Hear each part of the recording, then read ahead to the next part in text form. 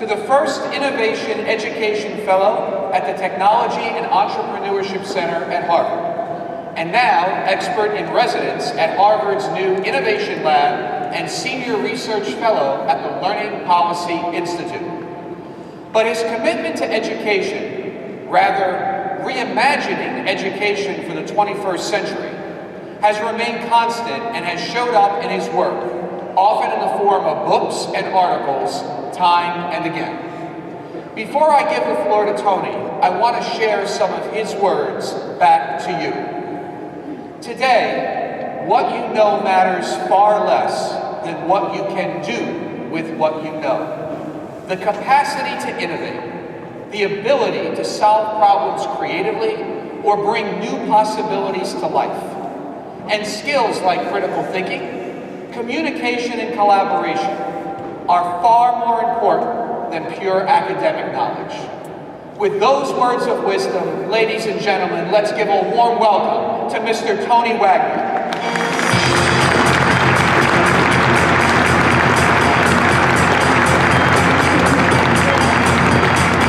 Thank you very much, Kevin. Thank you. It is such a pleasure to be with you today. You know, I have such respect for school boards with whom I've worked and had opportunities to talk and meet around the country. So to be here is a very, very special honor for me. Kevin gave most of my talk, though, so I'll just take Q&A right now. My favorite quote is one from Einstein. He said, "The formulation of the problem is often more essential than the solution."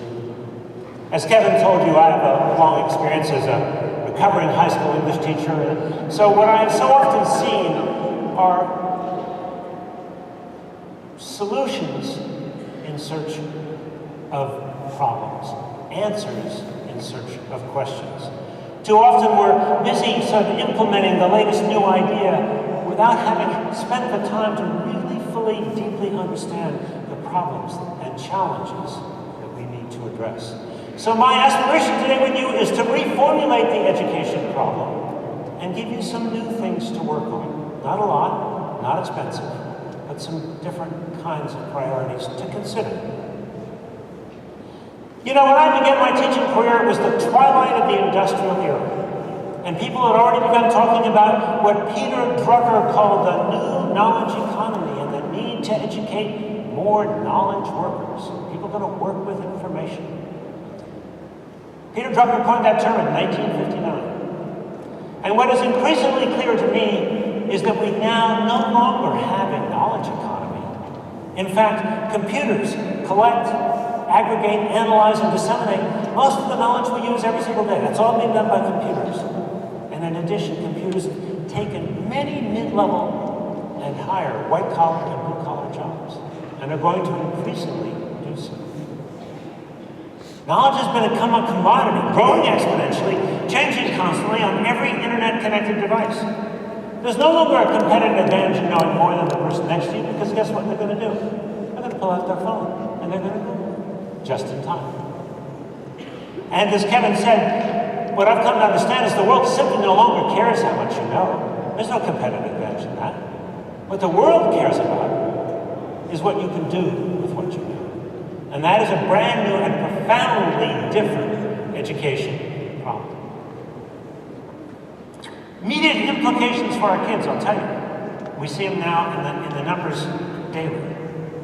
Guess what percentage of our most recent four-year college graduates are underemployed in this robust economic recovery? Guess that number. It's about 44%. And what do we mean by underemployed? I mean kids with BAs who are BA-aristas or BA bartenders. Kids averaging about $35,000 of debt, but earning the equivalent wages of a high school graduate. Why? What's happening?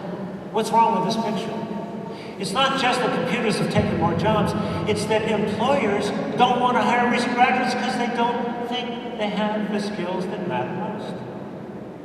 Give a couple of interesting examples. Google used to be famous or notorious, depending on your point of view, for only hiring kids from Ivy League schools and only interviewing those kids who had the highest GPAs and test scores. That's what they did.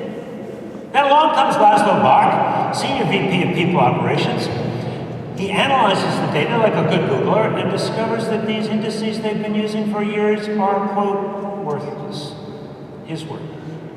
He goes on to say the skills you need to succeed in a competitive academic environment bear no relationship to the skills you need to succeed in our new innovation economy that has replaced our knowledge economy. Well, I thought, well, that's Google. You know those West Coast people. With apologies to you from California. But you know, I was in Ho Chi Minh City 2 winters ago at the invitation of Deloitte, the accounting and consulting firm.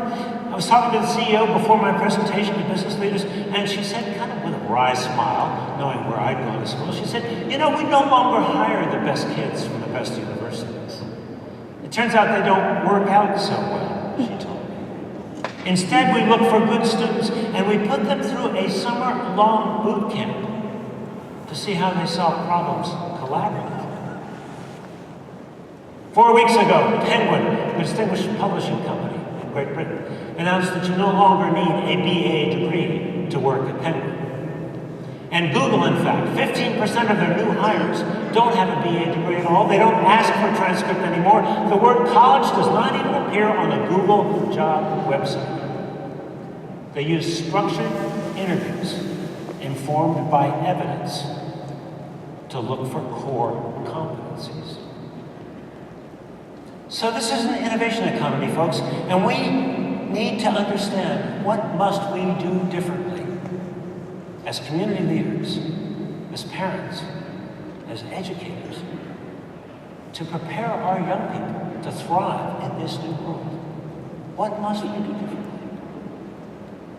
To answer this question, what I've done for the last number of years is interview a large number of young people who are innovators, all of them in their 20s. Now let me first clarify and define what I mean by innovation, because it turns out I think there are 2 kinds of innovations.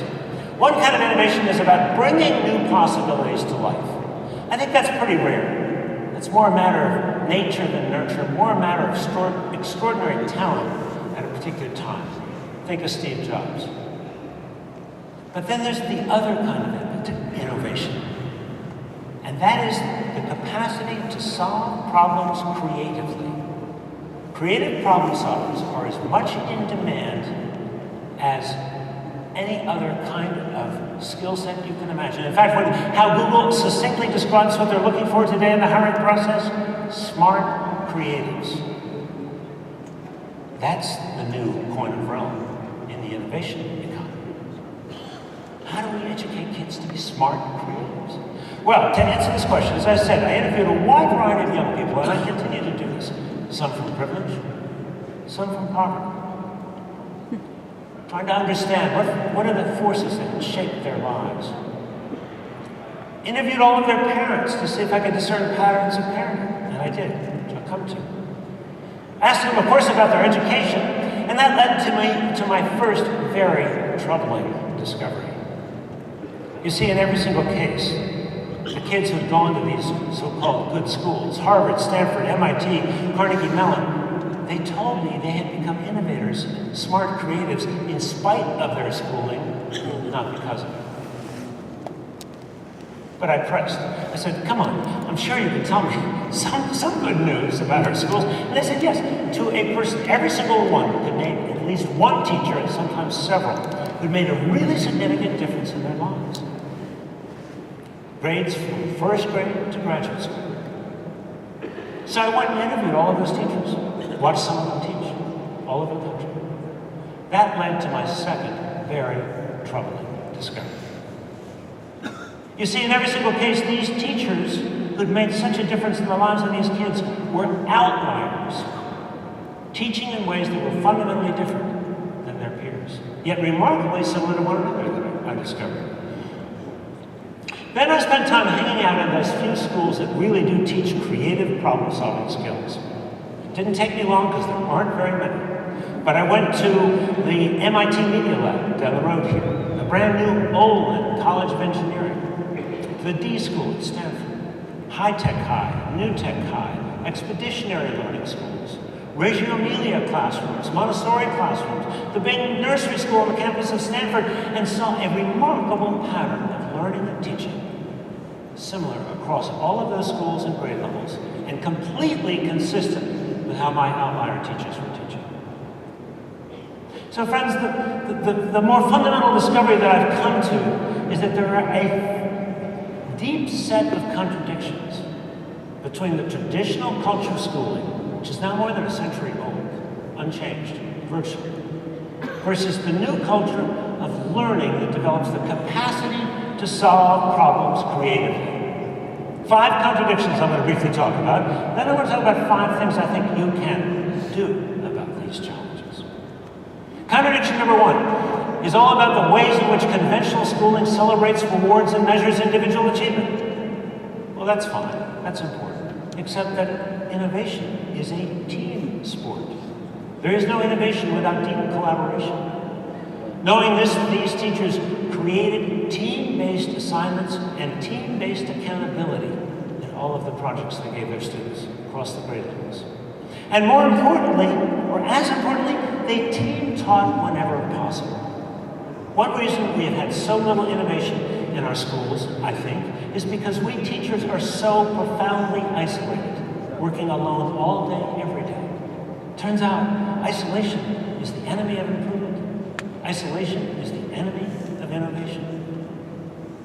Contradiction number 2 are all of the ways in which we have compartmentalized, particularly the high school and increasingly the middle school curriculum, into discrete subjects, first defined by the Committee of 10 in 1893. And we favored specialization. Well, again, there's a role for specialization. Except that what I've learned is that innovation over and over again happens at the boundaries of academic disciplines, never within a single discipline. Judy Gilbert at Google said to me, if there's one thing educators must understand, is that problems can neither be understood nor solved within the bright lines of individual academic disciplines. Knowing this, these teachers and schools created interdisciplinary courses organized around a big problem or a big question that could neither be understood nor answered in the context of individual disciplines. Contradiction number 3 is about the culture of the classroom.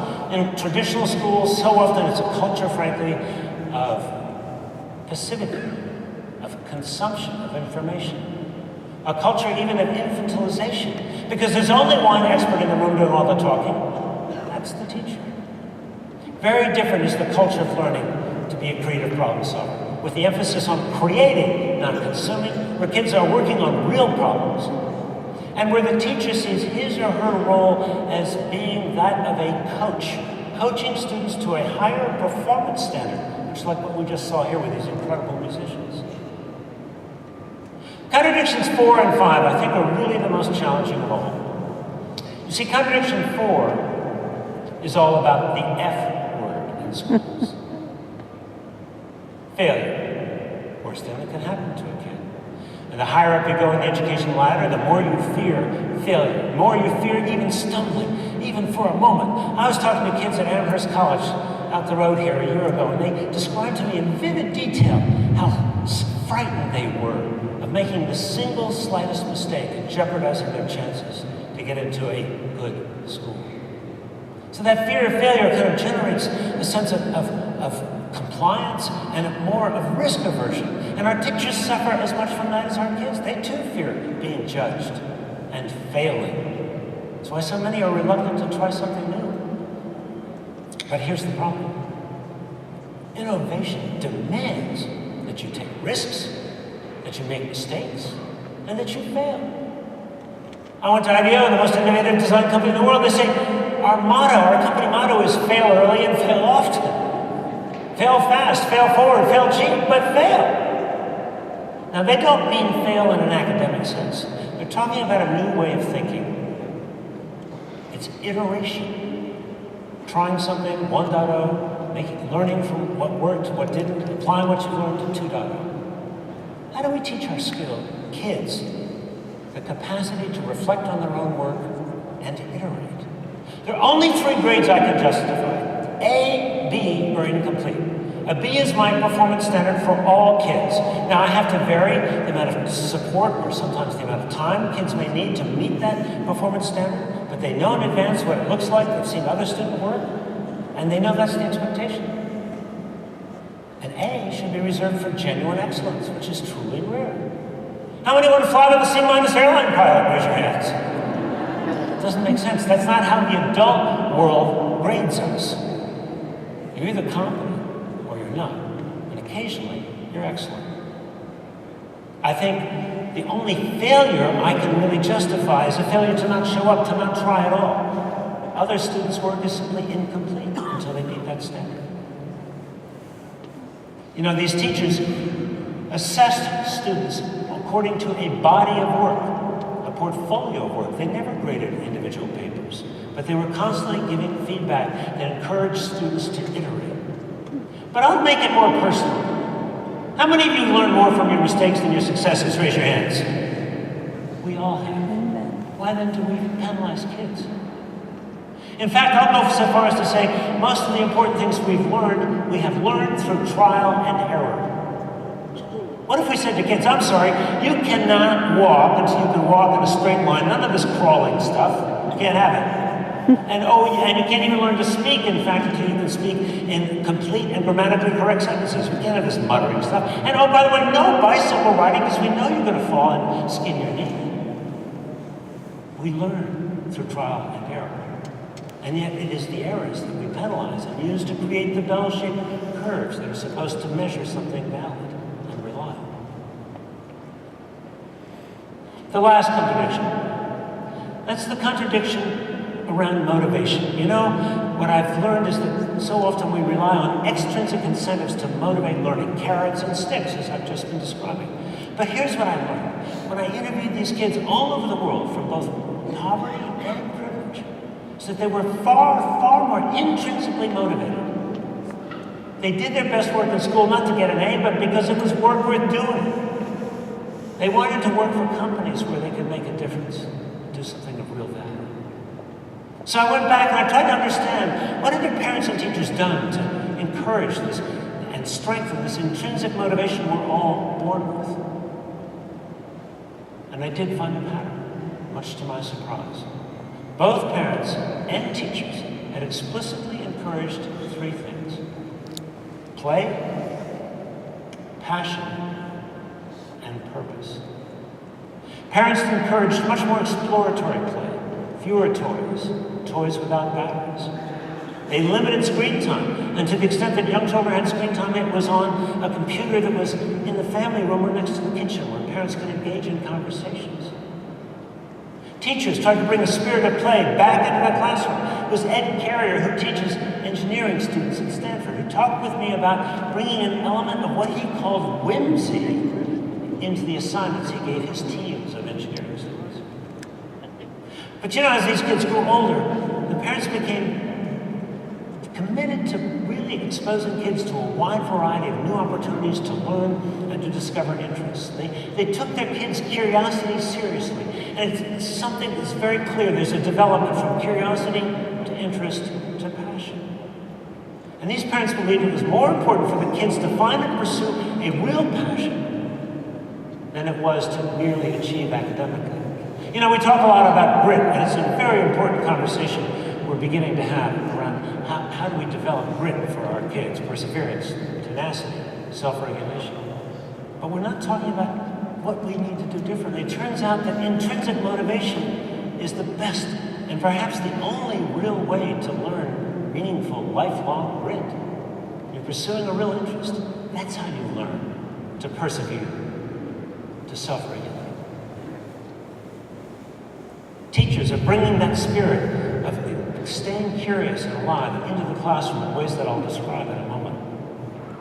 But as these kids grew older, their passions morphed, they evolved, they didn't stay the same. But in every single case, to a deeper sense of purpose, a desire to in some way give back or make a difference. And that's because their teachers and parents both had instilled this one simple lesson: the idea that we are not here on this earth only to serve ourselves, that we have some responsibility to give back and to make a difference, if only in small ways. So what does this look like in a real classroom? Well, I'm going to take you to a classroom with a short 5-minute video. Now, this video is an outtake from our feature-length documentary film called Most Likely to Succeed that premiered at Sundance Film Festival a year ago. How many of you have seen that film? Raise your hands. Very few of you. Well, I hope we'll change that and you see what quality this short outtake is. It's shown now in more than 2,000 communities around the country. It's a school in San Diego where all classes are team taught, all classes are interdisciplinary, where students are required to present and defend their work. So we're going to eavesdrop on this class, 9th grade class, and see how a humanities teacher works with a physics, engineering, and math teacher for half a day, every day, with a group of kids. As you watch this short video, I invite you to look and listen for 3 things. What content knowledge or skills are kids learning? What skills are they learning? And how are they being motivated to learn? Why these 3? Because I've come to understand that yes, content knowledge still matters. We need to know where we are in the world and from where we've come. But skills matter more in the innovation economy. And motivation matters most. Because if you are intrinsically motivated, you will continuously acquire new content knowledge and new skills throughout your life. So watch this short video with me for 5 minutes and take a look and a listen for those 3 things.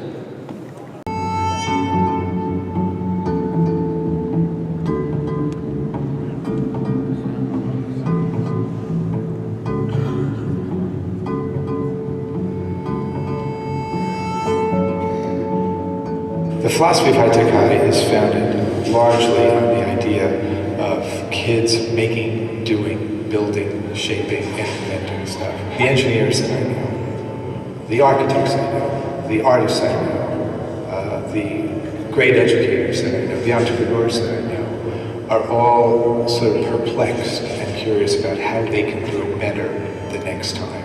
And that type of perplexity leads to engagement, it leads to learning, it leads to innovation. We are trying to have that type of perplexity and curiosity get inculcated in our students in everyday practices.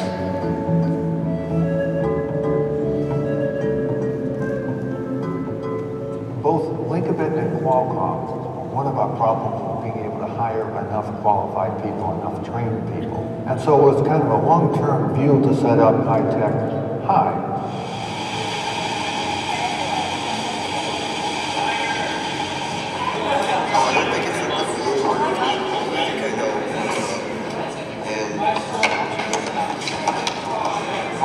Like if you have twin spacing at 0.01, the gears will connect to that.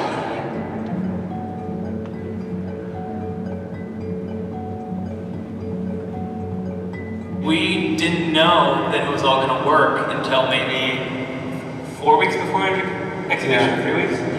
We knew that pieces of it were working, and even those pieces were impressive. We had to learn about civilizations, the Mayans, the Romans, and the Greeks. And Scott and I didn't want to just teach us this. So they came up with this big wheel, which is a big gear, which has a lot of drawings on it, and it's connected to all these other mechanisms, and they each represented our theory. So I learned about the Mayans, the Greeks, and the Romans, and I really based my theory off of the Romans. And why so? Because it has to do with expanding. They were always expanding, and I realized that they were expanding not just for the fun of it, but they needed resources for all the people back home in Italy and all the ones that all the new places that they took over. Then they had to, on their own, develop and defend an idea on why they think civilizations rise and fall. So we had to create like a flow chart just explaining what our theory was, and then we got critiques on it, and then we created a group one. Another piece is on the mechanical side.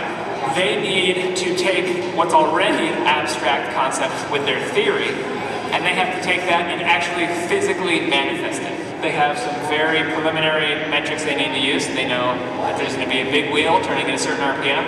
They know how many teeth that is, so they have basically a box to work with it, some bounds to work with it, and they have to make everything. Yeah, we did.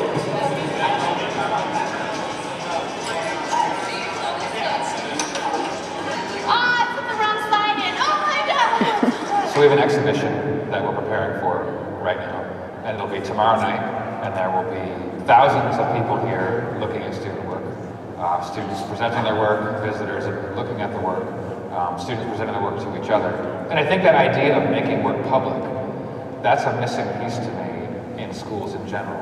For most of you, this is probably the biggest project that you've ever exhibited. A lot of you, it's the first project that you've ever really had a public exhibition of. All right? Cool. We're going to be here. If you need to go, we understand, but we're going to keep working. Break.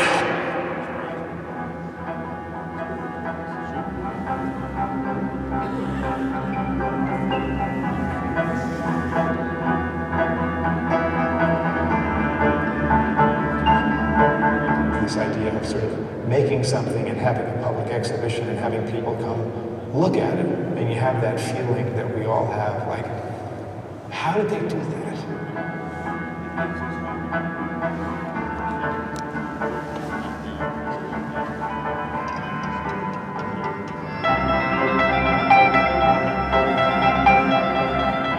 You really need to understand it, and you really need to understand why you need to know this to be able to complete the project. What astounded me was that while doing research, my theory, it actually fit with a lot of these civilizations. It wasn't just like some random theory. When kids have that feeling, it's transformative for them. I made this, and everyone's coming to look at it.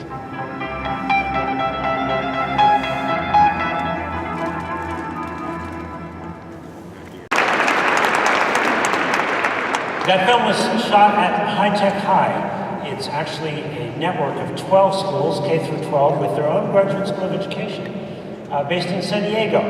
And unlike some charter schools, they select their students by lottery, by zip code. So their school population reflects the population of San Diego, and it's about 60% minority, about 40% free and reduced lunch students. And most importantly, they're doing this for under $6,000 a year.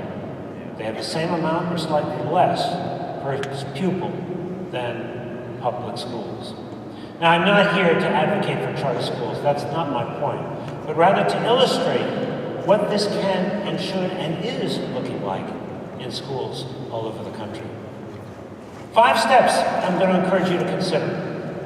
5 things to consider to get to something more like that. By the way, I told you the statistics about poverty and minorities. 98% of their kids graduate and go to college. 98% go to college. 4 years later, 86% have either completed college or are finishing their last year. In other words, their completion rates are about triple what we're finding in many other communities that serve minority students. So, number 1, I think we live in the midst of change. It's very hard for us to step back and see that we're no longer in a knowledge economy, that in fact we're in an innovation economy. So I suggest that your first challenge as leaders is to help your community understand this changing world. Understand how the world is changing and what are the competencies that matter most in this world. So it's about adult learning first and foremost before you do anything. It's about formulating the problem for our communities and then engaging teachers and parents in a conversation about how best to solve that problem, how to reimagine high school. So the first challenge then is to think about ways in which you can engage them in a learning process. Bring employers in to talk about the skills that matter most to your parents and to your teachers. Show this film, Most Likely to Succeed. You can find out how to show it in your communities by going to MLTS, FILM. MLTS stands for Most Likely to Succeed.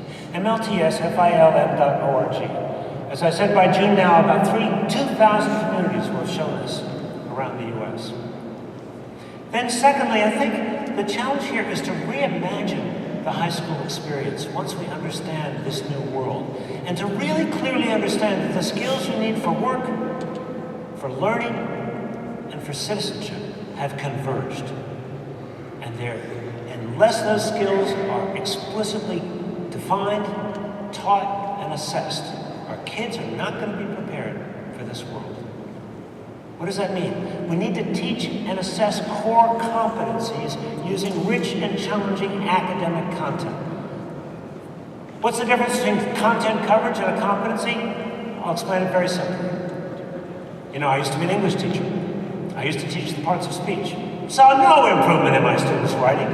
And worse, I had to look up the meaning of a gerund every single night before I taught it. It never stuck in my head. Still doesn't. Doesn't seem to have seriously impacted my career as a writer, but never mind. That's covering content. The competency is writing an effective essay. And it turns out you don't need to have memorized the parts of speech to write well. Which, we have limited time. Which are we going to do? Now, we use rich and challenging content to teach writing skills. I don't want kids just writing about what they had for breakfast.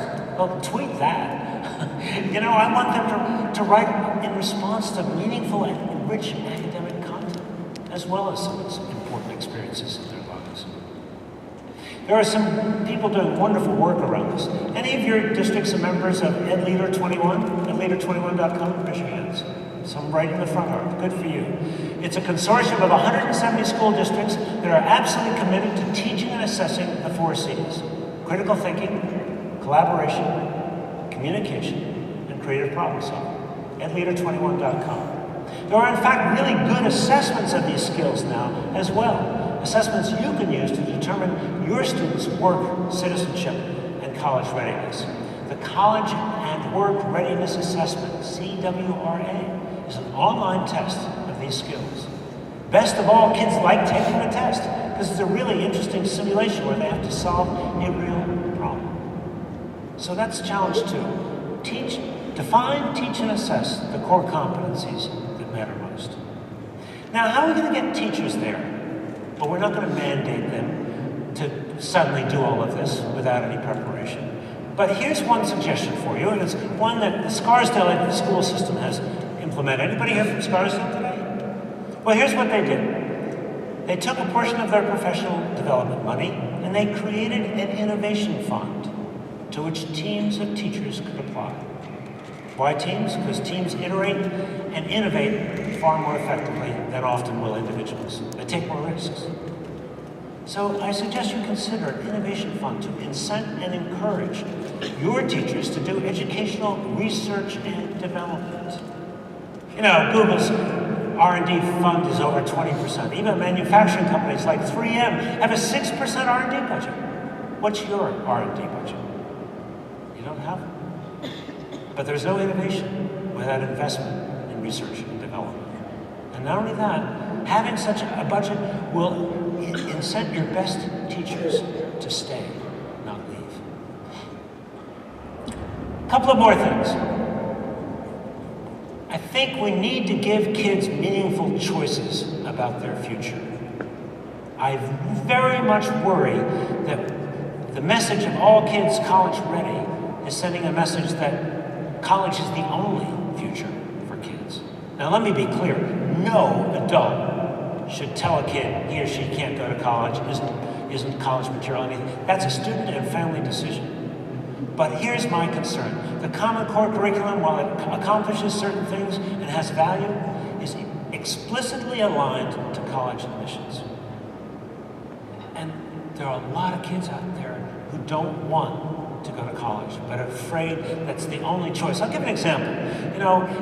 Finland has a program where 45% of their kids choose a CTE track,